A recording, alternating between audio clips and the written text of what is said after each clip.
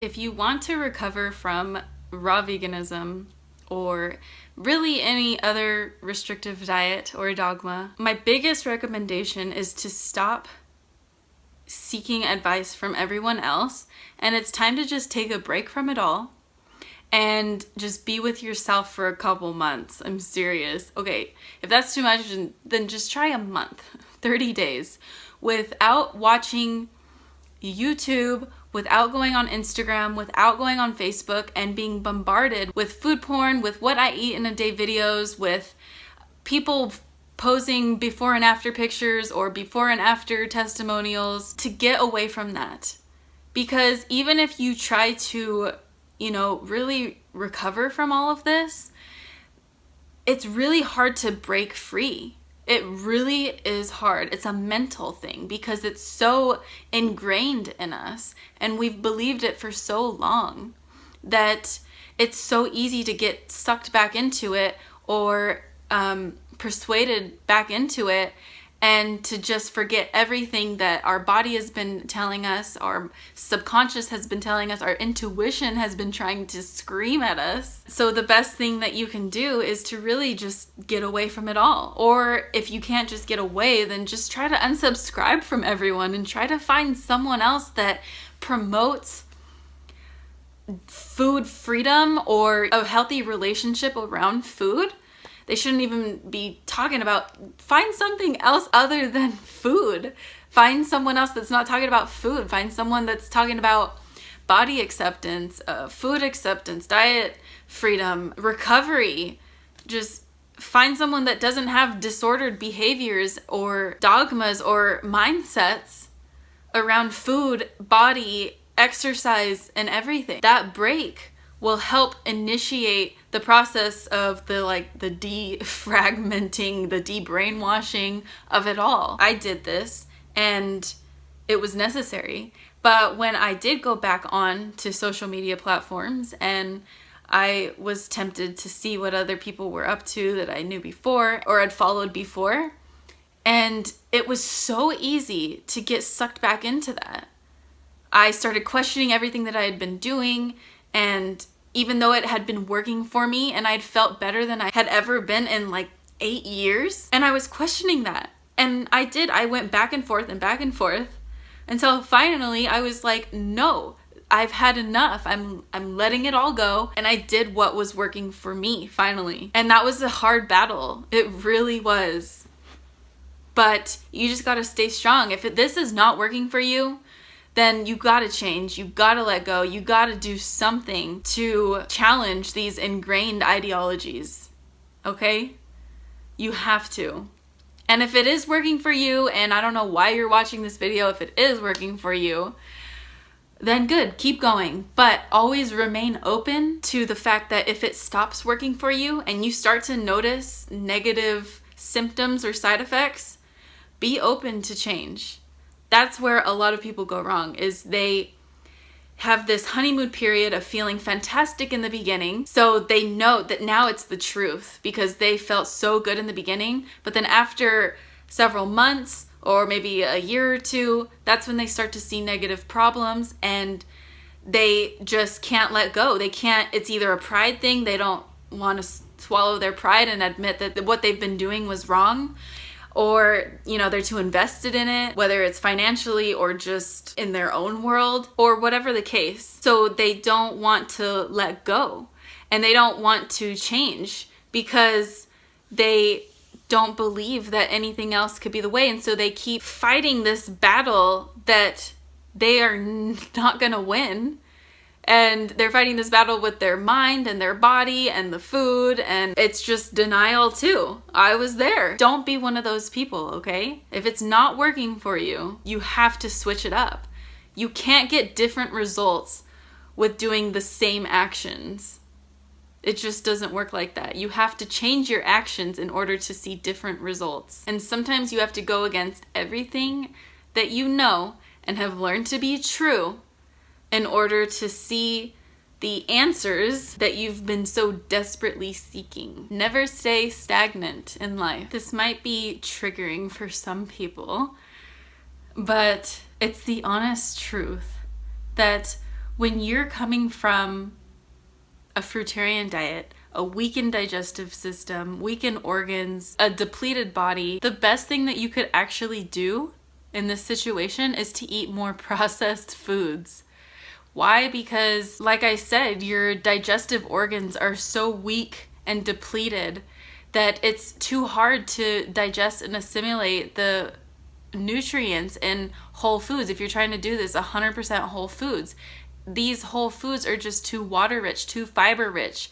And when your metabolism is suppressed, which is the end result of restriction in any way, shape, or form, your water metabolism and regulation within your body is also suppressed.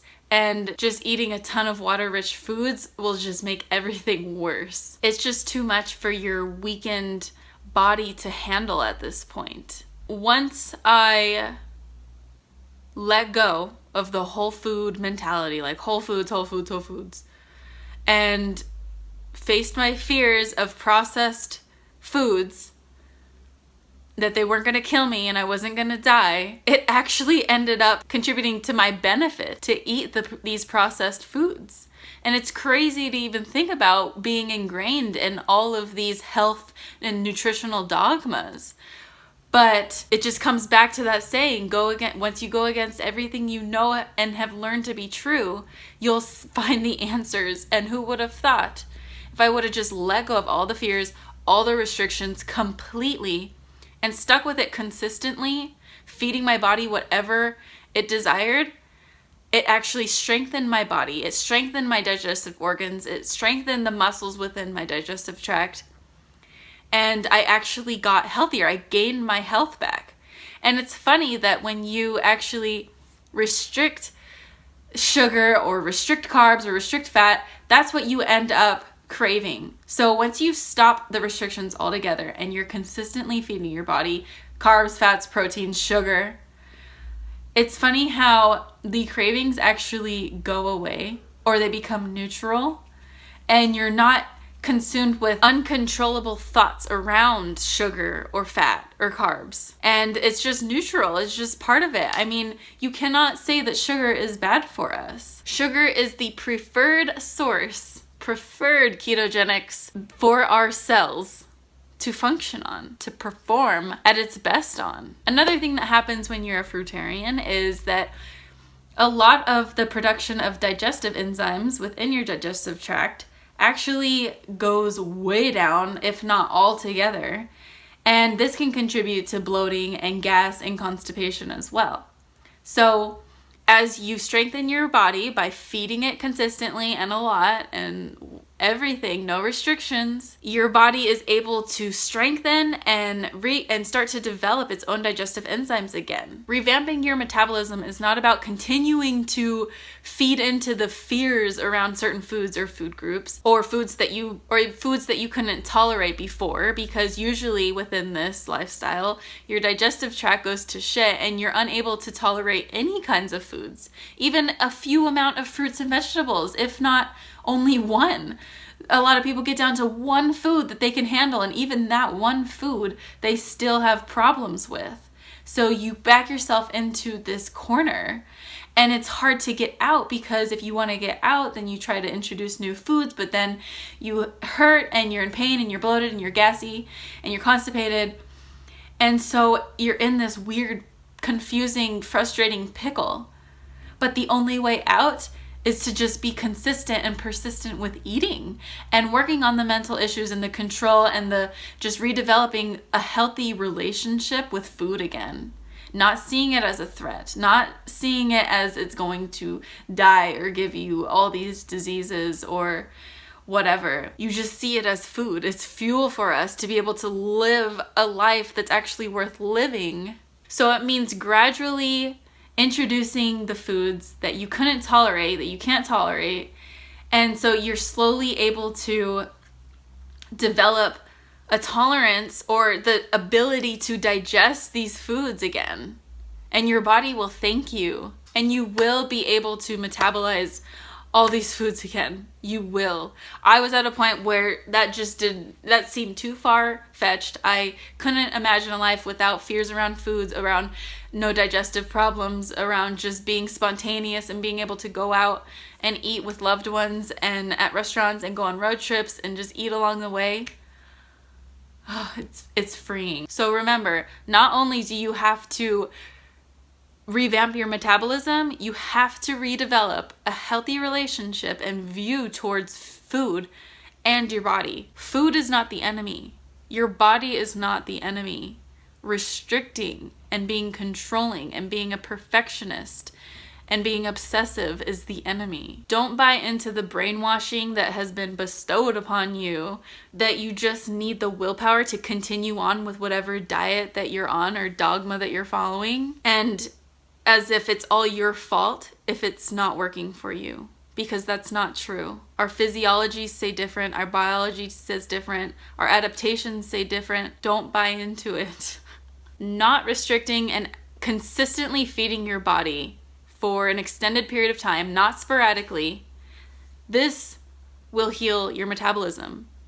Consistently feeding your body without any restrictions, that will heal and fix your metabolism. You can't go on another diet, you can't restrict and heal your metabolism. Your body needs to know that it's in an abundance, that it's not going to be in a famine again, that it's not going to be restricted if it asks for some kind of food or macronutrient again. You need to redevelop that trust with your body again. You need to quit the dieting, quit the restricting, and quit the over-exercising. Be nice to your body. It's not working against you, it's working for you. The body just wants the best for you and for itself. Your body is not lying to you. Trust yourself, trust your intuition, trust your body. It's okay.